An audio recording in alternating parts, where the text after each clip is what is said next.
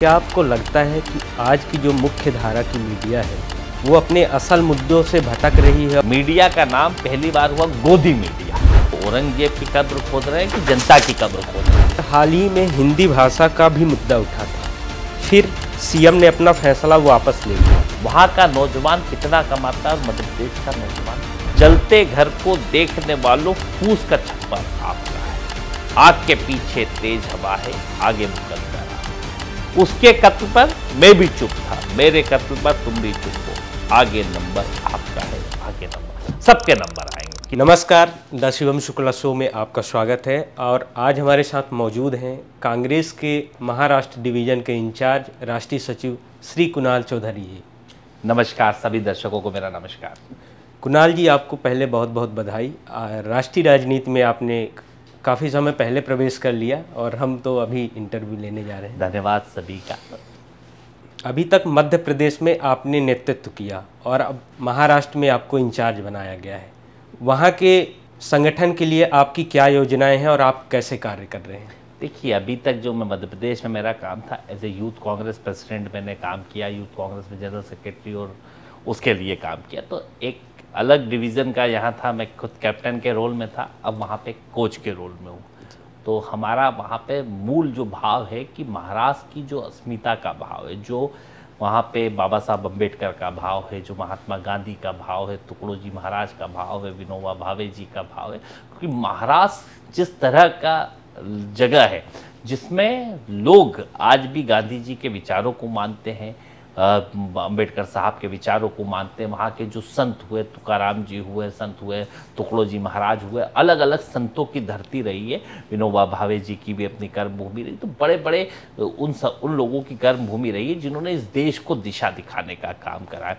BJP जरूर अभी धांधलियाँ करके, लूट करके, और जिस तरीके से वोटर लिस्ट का राहुल जी ने खुद स्वयं पूरे देश के अंदर, संसद के अंदर बोलने का काम किया, और जिस तरह की बताया उन्होंने राहुल गांधी जी ने, और पूरे जिस तरह के माहौल के अंदर, तो जो नफरत का वातावरण बीजेपी ने फैलाया और जिस तरीके से वोटर लिस्टों में करके गड़बड़ी करके चुनाव जरूर जीत गई, पर वहाँ की जनता बड़ी जागरूक है, सवाल पूछ रही है। बीजेपी रोज हिंदू मुस्लिम करने की कोशिश कर रही है। अभी नागपुर में कोशिश करी थी, कभी भीड़ के अंदर, तो पर जनता वहाँ का पूछ रही है कि 3 लाख रुपए का कर्जा माफ क्यों नहीं हुआ, जो आपने कहा था।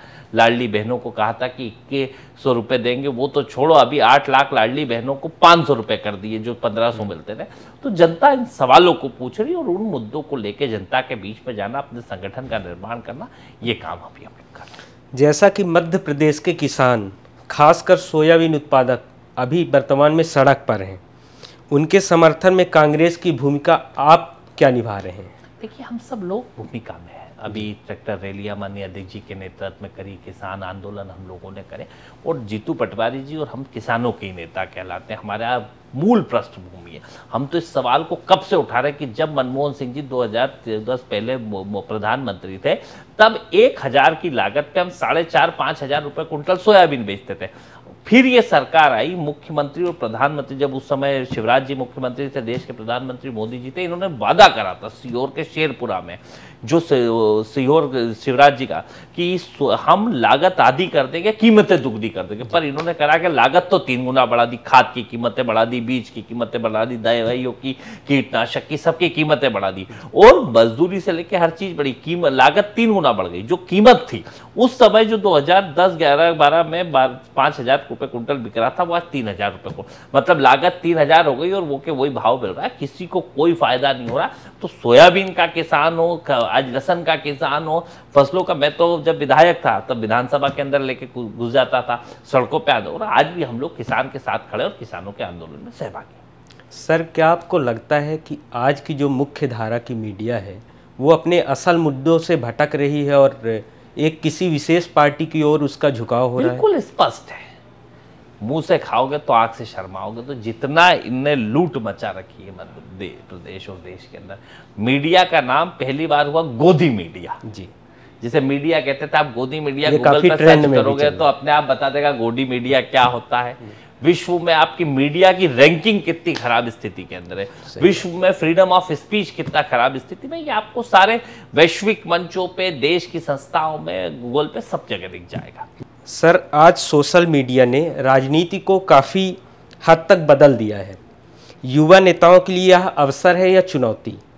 देखिए, हर नई चीज़ अवसर भी होता है और चुनौती भी होता है, क्योंकि नई चीज़ आती है तो चुनौती पहले लगता ही है जी। फिर अवसर के रूप में भी काम करता है। तो अवसर भी है, चुनौती भी है। ये तो हथियार है, दो धारी तलवार है, किस तरफ चल रही है ये देखना पड़ेगा। आप महाराष्ट्र की राजनीति में अब उतर चुके हैं और हाल ही में औरंगजेब का मामला चरम पर था, तो क्या लगता है कि भाजपा वहां नैरेटिव सेट कर रही है और बाला साहब ठाकरे की हिंदुत्व की बातें क्या पूरे महाराष्ट्र में भाजपा हिंदूवाद लाना चाहती है? देखिए, वहाँ की जनता सवाल उठाती है। मैं तो जनता से मिला, अब मैं तो 318 साल पहले क्या हुआ, इतना बड़ा ज्ञानी आदमी तो हूँ नहीं। 318 साल पहले औरंगजेब चले गए, वहाँ क्या हुआ क्या नहीं हुआ, कभी कब्र खोदे तो औरंगजेब की कब्र खोद रहे हैं कि जनता की कब्र खोद रहे हैं? वहाँ का किसान सुसाइड कर रहा है, उसकी कब्र खोद रहे हैं कि महंगाई से जनता को राहत नहीं है? भाई साहब, बातें किस तरह की करी थी, किन बातों पे के ये कह के सत्ता में आए थे कि हम ये करेंगे और वो करेंगे,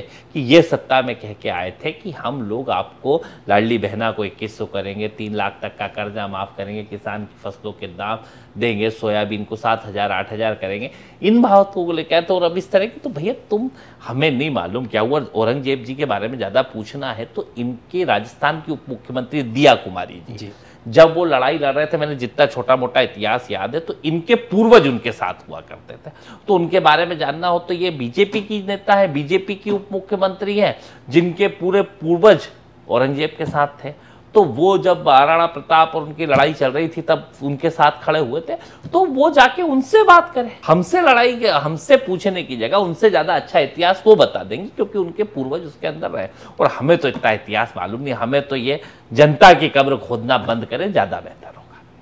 सर, हाल ही में हिंदी भाषा का भी मुद्दा उठा था, फिर सीएम ने अपना फैसला वापस ले लिया, तो क्या यह भाजपा का डर है? देखिए, भाजपा रोज इस तरह के मुद्दे छूने की कोशिश करती है ताकि कैसे मूल मुद्दों से ध्यान भटकाया जाए। एक आखिरी सवाल, कुणाल जी, आप युवाओं के लिए और किसानों के लिए क्या संदेश देना चाहेंगे? मैं युवाओं से कहना चाहूँगा, इस मध्य प्रदेश का युवा खास तौर पे जो सोचना भूल गया है कि मेरी पर कैपिटा इनकम साउथ के बराबर कम होगी।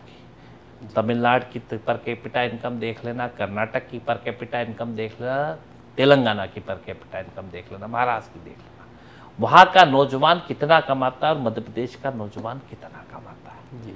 क्या हम सिर्फ धर्म जाति आधारित बात करेंगे, या फिर मध्य प्रदेश के नौजवान जो बेरोजगारी की चरम सीमा पे है और रोज जो नफरत के वातावरण, जिसके भाव सिखाने की कोशिश करी है, तो एक जरूरी एक कहावत है मेरी कि जलते घर को देखने वालों, जलते घर को देखने वालों, फूस का छप्पर आपका है, आग के पीछे तेज हवा है, आगे मुकद्दर आपका है।